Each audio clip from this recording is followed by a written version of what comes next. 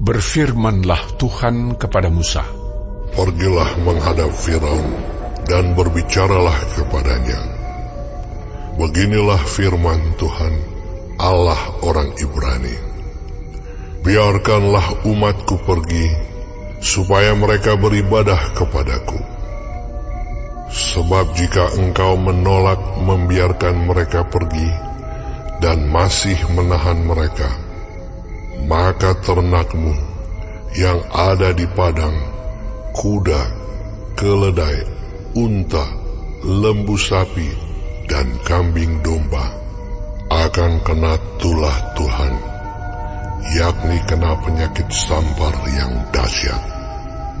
Dan Tuhan akan membuat perbedaan antara ternak orang Israel dan ternak orang Mesir, sehingga tidak ada yang akan mati seekor pun dari segala ternak orang Israel." Selanjutnya Tuhan menentukan waktunya.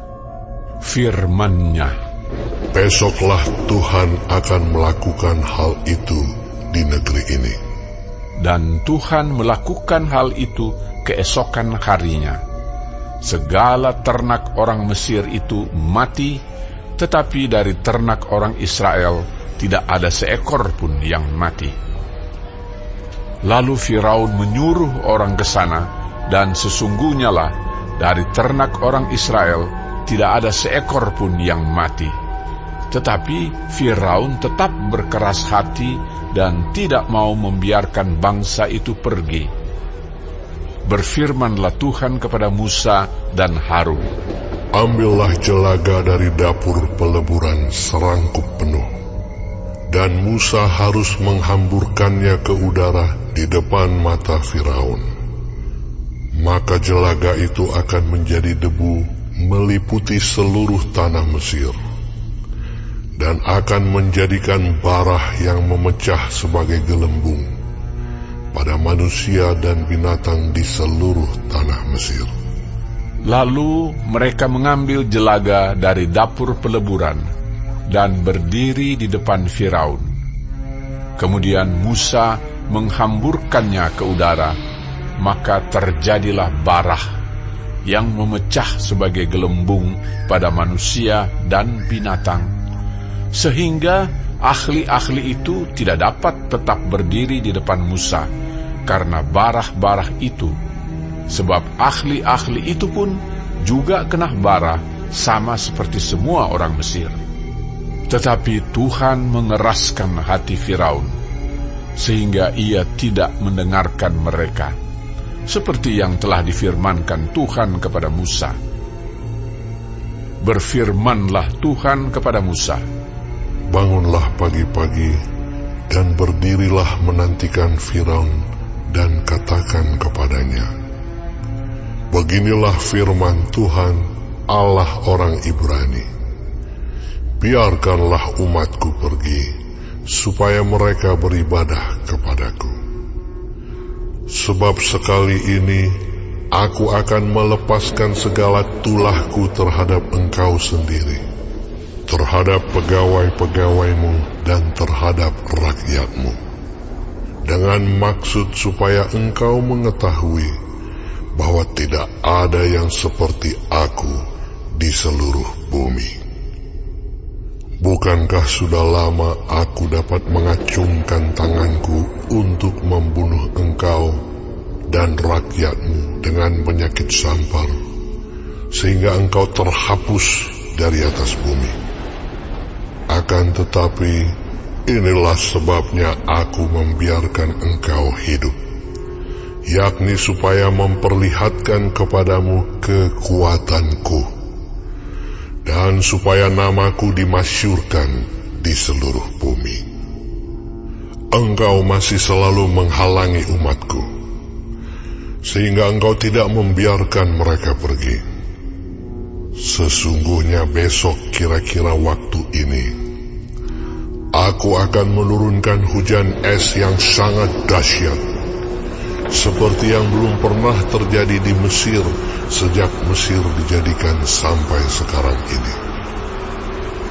Oleh sebab itu, ternakmu dan segala yang kau punyai di padang, suruhlah dibawa ke tempat yang aman. Semua orang dan segala hewan yang ada di padang dan tidak pulang berkumpul ke rumah akan ditimpa oleh hujan es itu sehingga mati.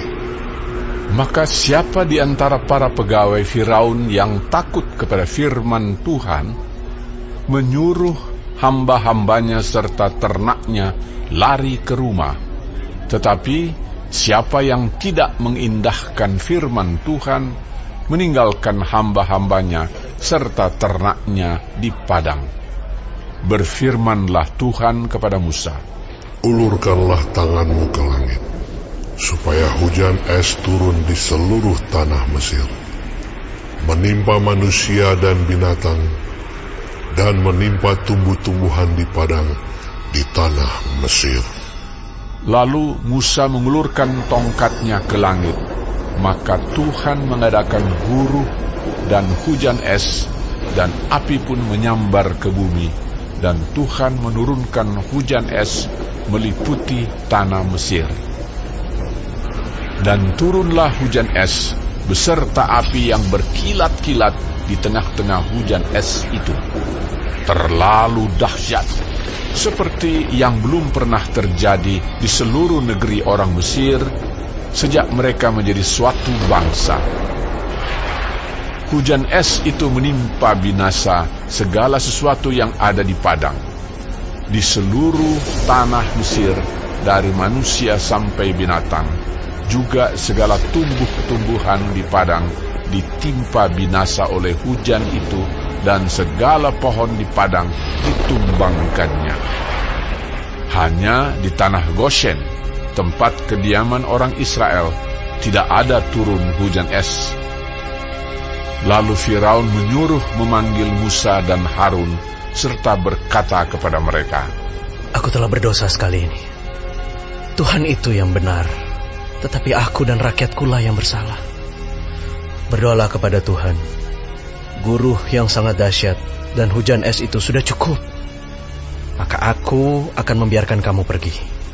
Tidak usah kamu tinggal lebih lama lagi.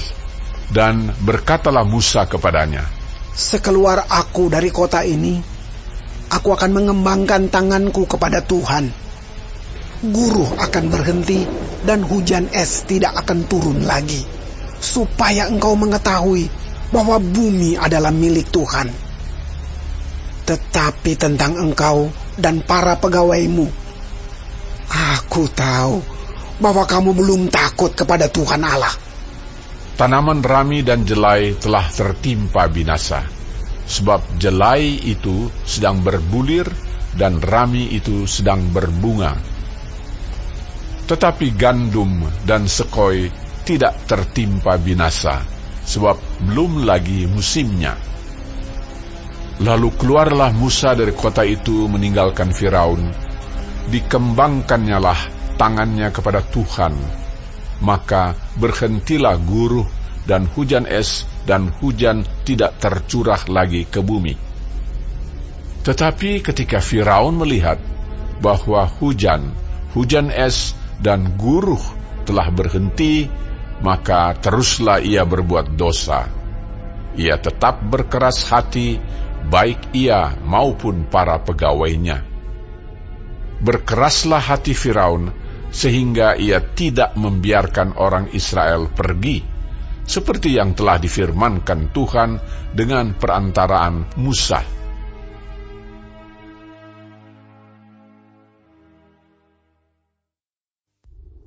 Berfirmanlah Tuhan kepada Musa, "Pergilah menghadap Firaun, sebab aku telah membuat hatinya dan hati para pegawainya berkeras, supaya aku mengadakan tanda-tanda mujizat yang kubuat ini di antara mereka, dan supaya engkau dapat menceritakan kepada anak cucumu bagaimana aku mempermain-mainkan orang Mesir, dan tanda-tanda mujizat mana yang telah kulakukan di antara mereka, supaya kamu mengetahui bahwa Akulah Tuhan.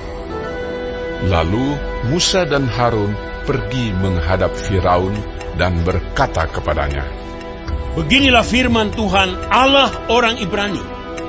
Berapa lama lagi engkau menolak untuk merendahkan dirimu di hadapanku? Biarkanlah umatku pergi, supaya mereka beribadah kepadaku. Sebab jika engkau menolak membiarkan umatku pergi, maka besok aku akan mendatangkan belalang-belalang ke dalam daerahmu. Belalang itu akan menutupi permukaan bumi, sehingga orang tidak dapat melihat tanah. Belalang itu akan memakan habis sisa yang terluput, yang masih tinggal bagimu dari hujan es itu. Bahkan akan memakan habis segala pohonmu yang tumbuh di padang.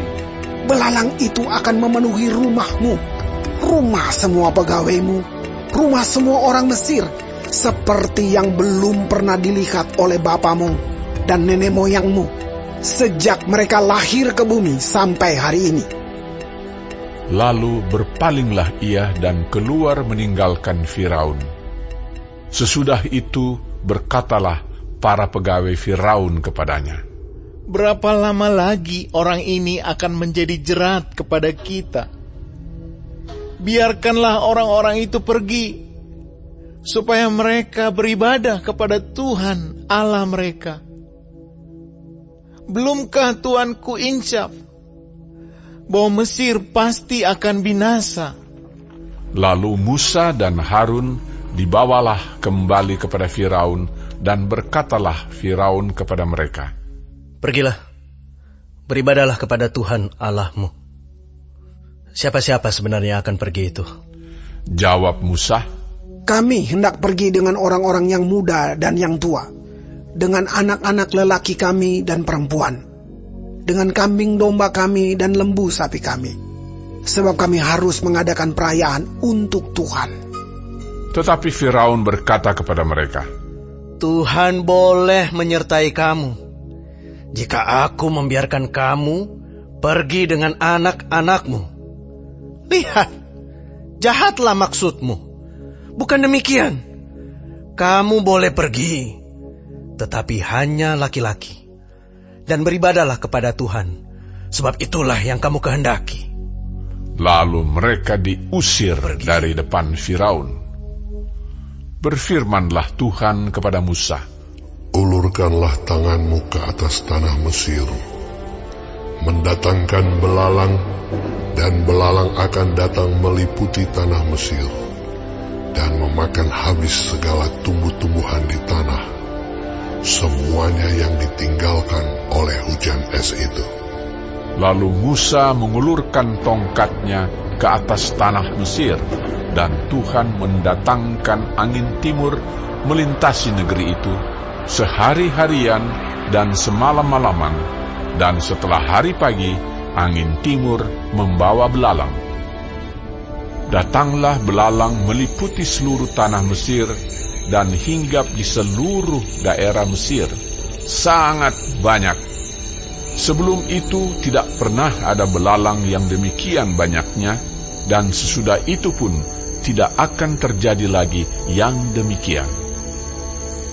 Belalang menutupi seluruh permukaan bumi, sehingga negeri itu menjadi gelap olehnya. Belalang memakan habis segala tumbuh-tumbuhan di tanah dan segala buah-buahan pada pohon-pohon yang ditinggalkan oleh hujan es itu, sehingga tidak ada tinggal lagi yang hijau pada pohon atau tumbuh-tumbuhan di padang di seluruh tanah Mesir. Maka segeralah Firaun memanggil Musa dan Harun serta berkata, "Aku telah berbuat dosa terhadap Tuhan Allahmu dan terhadap kamu. Oleh sebab itu, ampunilah kiranya dosaku untuk sekali ini saja, dan berdoalah kepada Tuhan Allahmu itu, supaya bahaya maut ini dijauhkannya daripadaku." Lalu keluarlah Musa meninggalkan Firaun dan berdoa kepada Tuhan. Maka Tuhan membuat angin bertiup dari jurusan sebaliknya, yakni angin barat yang sangat kencang, yang membawa belalang itu dan melemparkannya ke dalam laut Teberau. Tidak ada satu belalang pun yang tinggal di seluruh daerah Mesir. Tetapi Tuhan mengeraskan hati Firaun, sehingga tidak mau membiarkan orang Israel pergi. Berfirmanlah Tuhan kepada Musa, "Ulurkanlah tanganmu ke langit, supaya datang gelap meliputi tanah Mesir, sehingga orang dapat meraba gelap itu." Lalu Musa mengulurkan tangannya ke langit, dan datanglah gelap gulita di seluruh tanah Mesir selama 3 hari. Tidak ada orang yang dapat melihat temannya, juga tidak ada orang yang dapat bangun dari tempatnya selama 3 hari. Tetapi pada semua orang Israel ada terang di tempat kediamannya. Lalu Firaun memanggil Musa serta berkata, "Pergilah, beribadahlah kepada Tuhan. Hanya kambing dombamu dan lembu sapimu harus ditinggalkan. Juga anak-anakmu boleh turut beserta kamu." Tetapi Musa berkata, "Bahkan korban sembelihan dan korban bakaran harus engkau berikan kepada kami, supaya kami menyediakannya untuk Tuhan Allah kami. Dan juga ternak kami harus turut beserta kami, dan satu kaki pun tidak akan tinggal. Sebab dari ternak itulah kami harus ambil untuk beribadah kepada Tuhan Allah kami. Dan kami tidak tahu dengan apa kami harus beribadah kepada Tuhan sebelum kami sampai di sana." Tetapi Tuhan mengeraskan hati Firaun, sehingga dia tidak mau membiarkan mereka pergi. Lalu Firaun berkata kepadanya, "Pergilah daripada aku. Awaslah engkau. Jangan lihat mukaku lagi. Sebab pada waktu engkau melihat mukaku, engkau akan mati." Kemudian Musa berkata, "Tepat seperti ucapanmu itu. Aku takkan melihat mukamu lagi." Haleluya.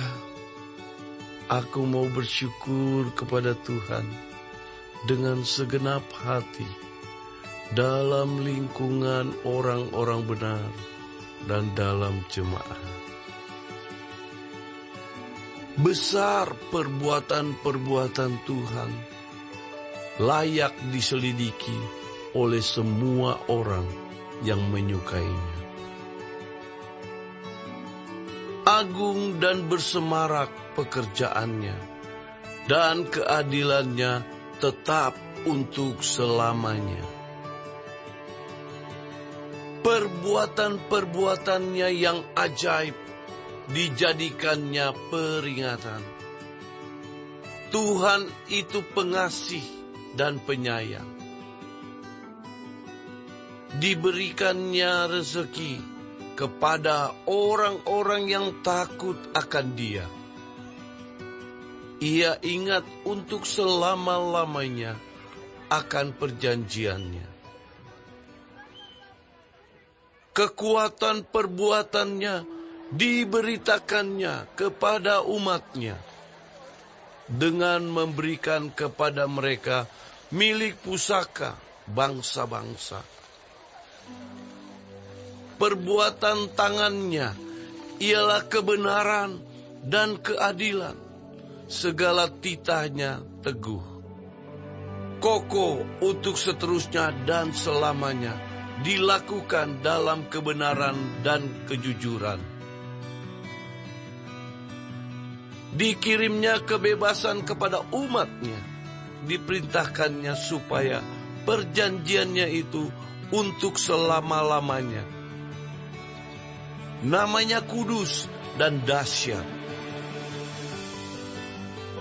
Permulaan hikmat adalah takut akan Tuhan. Semua orang yang melakukannya berakal budi yang baik. Puji-pujian kepadanya tetap untuk selamanya.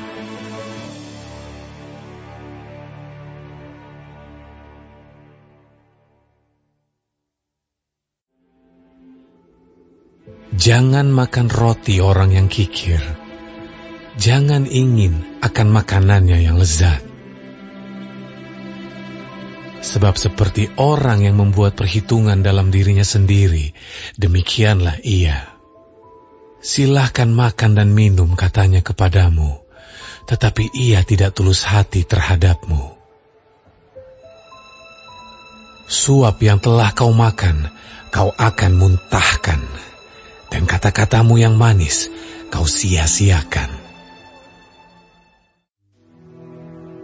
Pada waktu itu ada pula orang banyak di situ yang besar jumlahnya, dan karena mereka tidak mempunyai makanan, Yesus memanggil murid-muridnya dan berkata, Hatiku tergerak oleh belas kasihan kepada orang banyak ini. Sudah 3 hari mereka mengikuti aku, dan mereka tidak mempunyai makanan. Dan jika mereka kusuruh pulang ke rumahnya dengan lapar, mereka akan rebah di jalan, sebab ada yang datang dari jauh. Murid-muridnya menjawab, Bagaimana di tempat yang sunyi ini, orang dapat memberi mereka roti sampai kenyang? Yesus bertanya kepada mereka, Berapa roti ada padamu? Jawab mereka, 7. Lalu ia menyuruh orang banyak itu duduk di tanah. Sesudah itu, ia mengambil ke-7 roti itu, mengucap syukur, memecah-mecahkannya, dan memberikannya kepada murid-muridnya untuk dibagi-bagikan. Dan mereka memberikannya kepada orang banyak. Mereka juga mempunyai beberapa ikan, dan sesudah mengucap berkat atasnya, ia menyuruh supaya ikan itu juga dibagi-bagikan. Dan mereka makan sampai kenyang. Kemudian orang mengumpulkan potongan-potongan roti yang sisa sebanyak 7 bakul. Mereka itu ada kira-kira 4.000 orang. Lalu Yesus menyuruh mereka pulang. Ia segera naik ke perahu dengan murid-muridnya dan bertolak ke daerah Dalmanuta. Lalu muncullah orang-orang Farisi dan bersoal jawab dengan Yesus. Untuk mencobai dia, mereka meminta daripadanya suatu tanda dari sorga.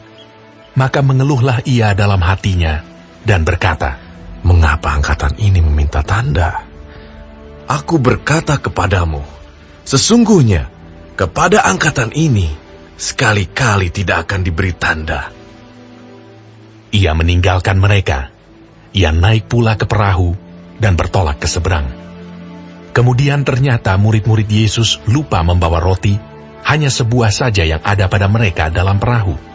Lalu Yesus memperingatkan mereka. Katanya, Berjaga-jagalah, dan awaslah terhadap ragi orang Farisi dan ragi Herodes. Maka mereka berpikir-pikir, dan seorang berkata kepada yang lain, Itu dikatakannya, karena kita tidak mempunyai roti. Dan ketika Yesus mengetahui apa yang mereka perbincangkan, ia berkata, Mengapa kamu memperbincangkan soal tidak ada roti? Belum jugakah kamu faham dan mengerti? Telah degilkah hatimu? Kamu mempunyai mata. Tidakkah kamu melihat? Dan kamu mempunyai telinga. Tidakkah kamu mendengar? Tidakkah kamu ingat lagi, pada waktu aku memecah-mecahkan 5 roti untuk 5.000 orang itu? Berapa bakul penuh potongan-potongan roti kamu kumpulkan? Jawab mereka, 12 bakul. Dan pada waktu 7 roti untuk 4.000 orang itu, berapa bakul penuh potongan-potongan roti kamu kumpulkan? Jawab mereka, 7 bakul. Lalu katanya kepada mereka, Masihkah kamu belum mengerti? Kemudian tibalah Yesus dan murid-muridnya di Betsaida. Di situ orang membawa kepada Yesus seorang buta, dan mereka memohon kepadanya supaya ia menjamah dia. Yesus memegang tangan orang buta itu dan membawa dia keluar kampung. Lalu ia meludahi mata orang itu dan meletakkan tangannya atasnya dan bertanya, Sudahkah kau lihat sesuatu? Orang itu memandang ke depan, lalu berkata, Aku melihat orang, sebab melihat mereka berjalan-jalan. Tetapi tampaknya seperti pohon-pohon. Yesus meletakkan lagi tangannya pada mata orang itu. Maka orang itu sungguh-sungguh melihat dan telah sembuh, sehingga ia dapat melihat segala sesuatu dengan jelas. Sesudah itu, Yesus menyuruh dia pulang ke rumahnya dan berkata, Jangan masuk ke kampung. Kemudian Yesus beserta murid-muridnya berangkat ke kampung-kampung di sekitar Kaisarea Filipi. Di tengah jalan, ia bertanya kepada murid-muridnya. Katanya, "Kata orang, siapakah aku ini?" Jawab mereka, "Ada yang mengatakan Yohanes Pembaptis, ada juga yang mengatakan Elia, ada pula yang mengatakan seorang dari para nabi." Ia bertanya kepada mereka, "Tetapi, apa katamu? Siapakah aku ini?" Maka jawab Petrus, "Engkau adalah Mesias." Lalu Yesus melarang mereka dengan keras supaya jangan memberitahukan kepada siapapun tentang Dia. Kemudian mulailah Yesus mengajarkan kepada mereka bahwa Anak Manusia harus menanggung banyak penderitaan dan ditolak oleh tua-tua, imam-imam kepala, dan ahli-ahli Taurat, lalu dibunuh dan bangkit sesudah 3 hari. Hal ini dikatakannya dengan terus terang. Tetapi Petrus menarik Yesus ke samping dan menegur dia. Maka berpalinglah Yesus dan sambil memandang murid-muridnya, ia memarahi Petrus. Katanya, "Anyalah iblis, sebab engkau bukan memikirkan apa yang dipikirkan Allah, melainkan apa yang dipikirkan manusia."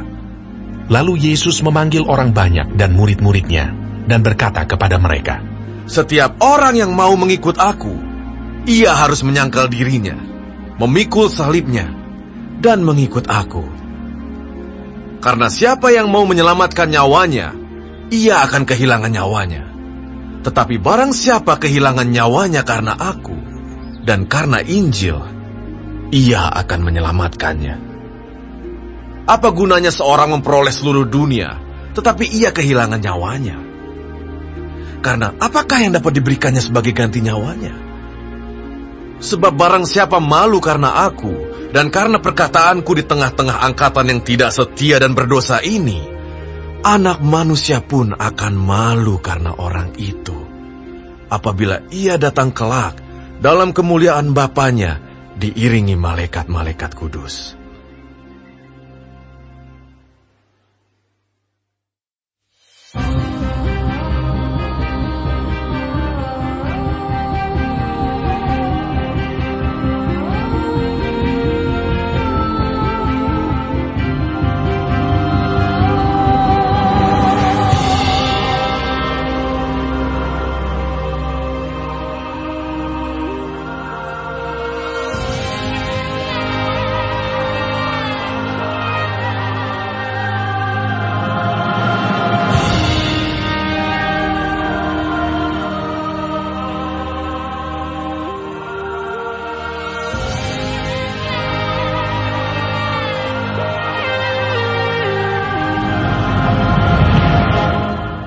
Kitab Yudas.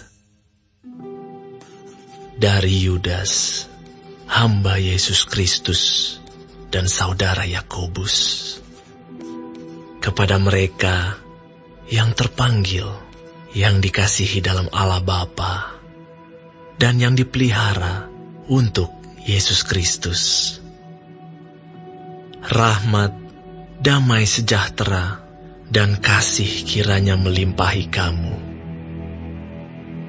Saudara-saudaraku yang kekasih, sementara aku bersungguh-sungguh berusaha menulis kepada kamu tentang keselamatan kita bersama, aku merasa terdorong untuk menulis ini kepada kamu dan menasihati kamu, supaya kamu tetap berjuang untuk mempertahankan iman yang telah disampaikan kepada orang-orang kudus. Sebab ternyata ada orang tertentu yang telah masuk menyelusup di tengah-tengah kamu, yaitu orang-orang yang telah lama ditentukan untuk dihukum. Mereka adalah orang-orang yang fasik, yang menyalahgunakan kasih karunia Allah kita untuk melampiaskan hawa nafsu mereka, dan yang menyangkal satu-satunya penguasa dan Tuhan kita, Yesus Kristus. Tetapi, sekalipun kamu telah mengetahui semuanya itu, dan tidak meragukannya lagi, aku ingin mengingatkan kamu, bahwa memang Tuhan menyelamatkan umat-Nya dari tanah Mesir. Namun, sekali lagi membinasakan mereka yang tidak percaya, dan bahwa Ia menahan malaikat-malaikat yang tidak taat pada batas-batas kekuasaan mereka, tetapi yang meninggalkan tempat kediaman mereka dengan belenggu abadi di dalam dunia kekelaman sampai penghakiman pada hari besar, sama seperti Sodom dan Gomora dan kota-kota sekitarnya, yang dengan cara yang sama melakukan percabulan dan mengejar kepuasan-kepuasan yang tak wajar, telah menanggung siksaan api kekal sebagai peringatan kepada semua orang. Namun demikian, orang-orang yang bermimpi-mimpian ini juga mencemarkan tubuh mereka dan menghina kekuasaan Allah, serta menghujat semua yang mulia di sorga. Tetapi penghulu malaikat, Mikael, ketika dalam suatu perselisihan bertengkar dengan iblis mengenai mayat Musa, tidak berani menghakimi iblis itu dengan kata-kata hujatan, tetapi berkata, "Kiranya Tuhan menghardik engkau." Akan tetapi, mereka menghujat segala sesuatu yang tidak mereka ketahui, dan justru apa yang mereka ketahui dengan nalurinya seperti binatang yang tidak berakal, itulah yang mengakibatkan kebinasaan mereka. Celakalah mereka, karena mereka mengikuti jalan yang ditempuh Kain, dan karena mereka, oleh sebab upah, menceburkan diri ke dalam kesesatan Bileam, dan mereka binasa karena kedurhakaan seperti Korah. Mereka inilah noda dalam perjamuan kasih-Mu, di mana mereka tidak malu-malu melahap dan hanya mementingkan dirinya sendiri. Mereka bagaikan awan yang tak berair, yang berlalu ditiup angin. Mereka bagaikan pohon-pohon yang dalam musim gugur tidak menghasilkan buah, pohon-pohon yang terbantun dengan akar-akarnya dan yang mati sama sekali. Mereka bagaikan ombak laut yang ganas, yang membuihkan keaiban mereka sendiri. Mereka bagaikan bintang-bintang yang baginya telah tersedia tempat di dunia kekelaman untuk selama-lamanya. Juga tentang mereka, Henok, keturunan ketujuh dari Adam, telah bernubuat, katanya, "Sesungguhnya Tuhan datang dengan beribu-ribu orang kudusnya, hendak menghakimi semua orang dan menjatuhkan hukuman atas orang-orang fasik karena semua perbuatan fasik yang mereka lakukan, dan karena semua kata-kata nista yang diucapkan orang-orang berdosa yang fasik itu terhadap Tuhan. Mereka itu orang-orang yang menggerutu dan mengeluh tentang nasibnya, hidup menuruti hawa nafsunya, tetapi mulut mereka mengeluarkan perkataan-perkataan yang bukan-bukan, dan mereka menjilat orang untuk mendapat keuntungan.